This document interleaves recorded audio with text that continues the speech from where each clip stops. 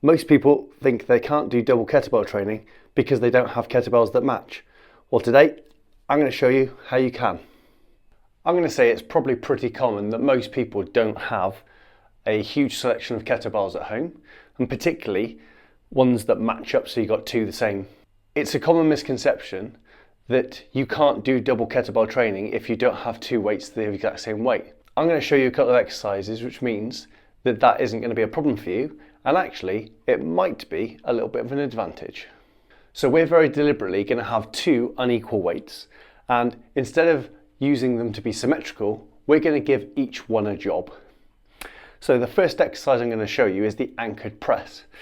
Now what we're going to do is take our relatively heavy kettlebell and leave it down to our side, and the weight that we're going to press, we're going to clean it up and then bend down to pick that other one up. So I've got my heavy kettlebell in this hand, which I'm going to leave as a suitcase, and then my moderate weight is going to be in my hand that I'm going to press, and from here I'm going to press that weight and bring it back down. Now what this is going to do is that the yellow kettlebell in my left hand, as it currently is to me, is going to anchor me down such that I can't cheat that rep, and I can really focus on lateral core engagement, and I can really focus on pressing with this hand. Now once I'm done with those reps, I can switch them round, and then I'm going to be able to do the same on the other side. So I clean into here, bend down, so I've now got my heavier kettlebell in my right hand for my anchor, and then I can press with the other hand. Okay, so I'm still doing a pressing movement. I'm able to then make this weight suddenly feel heavier because I'm having to do it strict, because it's really difficult to do a push press when you've got something anchoring you down here. And it's going to help because naturally that heavy weight is going to want to tip me this way. So I'm going to have to fight with my core to keep it upright such that I don't topple, as well as trying to press that up there. Now I would suggest, if you've got a variety of weights, to try and pick a suitably heavy one down here, such that the one you're pressing is half of that weight. Or the other way around to think of it is, find the weight that you can do strict press with, and try and find something that's approximately double that weight to hold down by your side. Now the whole purpose of this video is that you don't have an array of kettlebells to choose from. So go with your heaviest one as the one that you're going to anchor, and the one that you're going to be able to press with as the one you're going to work with. The second exercise that I'm going to try and show you for some asymmetrical kettlebell training will be a squat, an anchored squat or an offset double clean squat. So in a similar way for the press, we're going to rack up our lighter kettlebell into our standard front rack.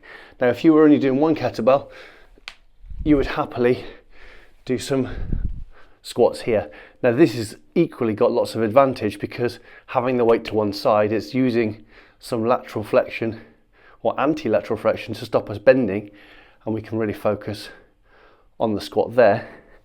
Adding this extra weight down here is going to bring this to a whole other level. So from here, brace and squat yourself down for a slightly different challenge.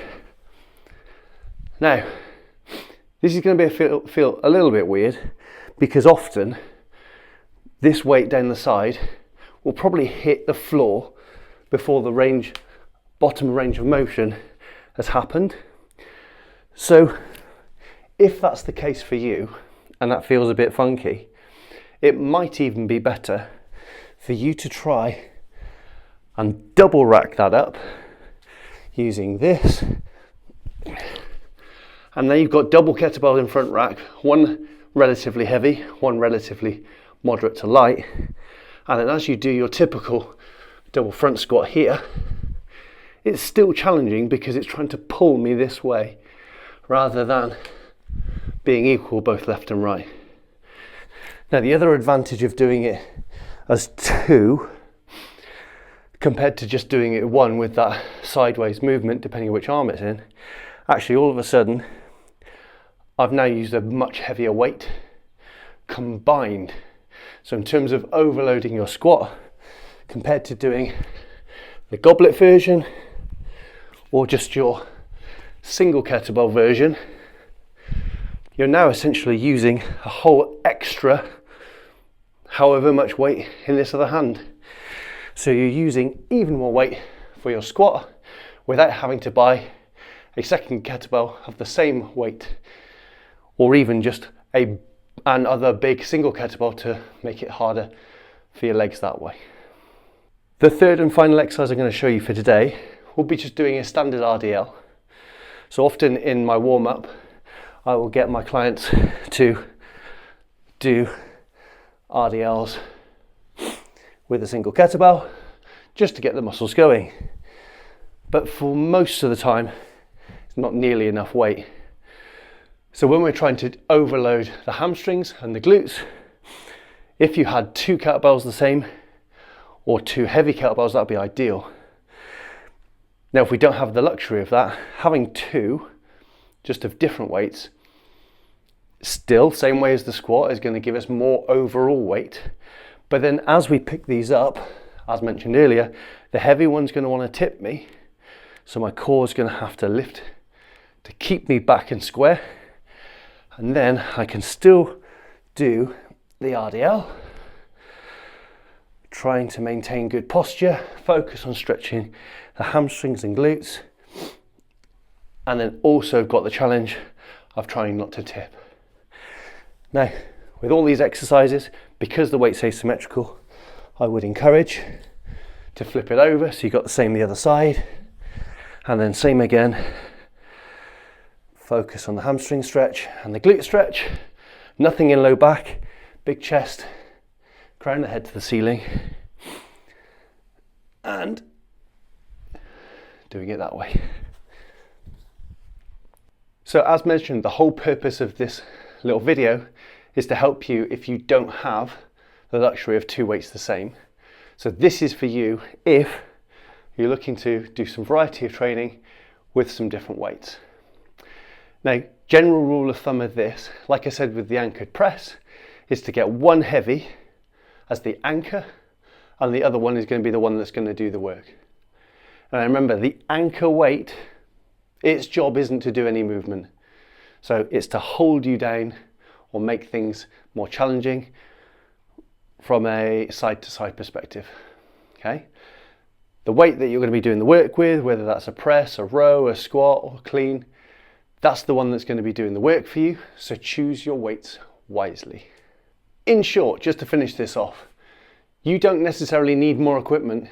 You just need to be more constrained and work within the variables that you've got.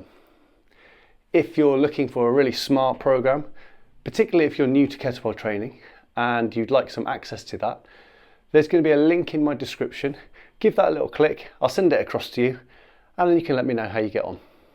If you're really new to kettlebells and need to work out what weights are worth you spending your money on, investing in your health and fitness, then there's going to be another video somewhere here for you to help you decide which weight you should be using.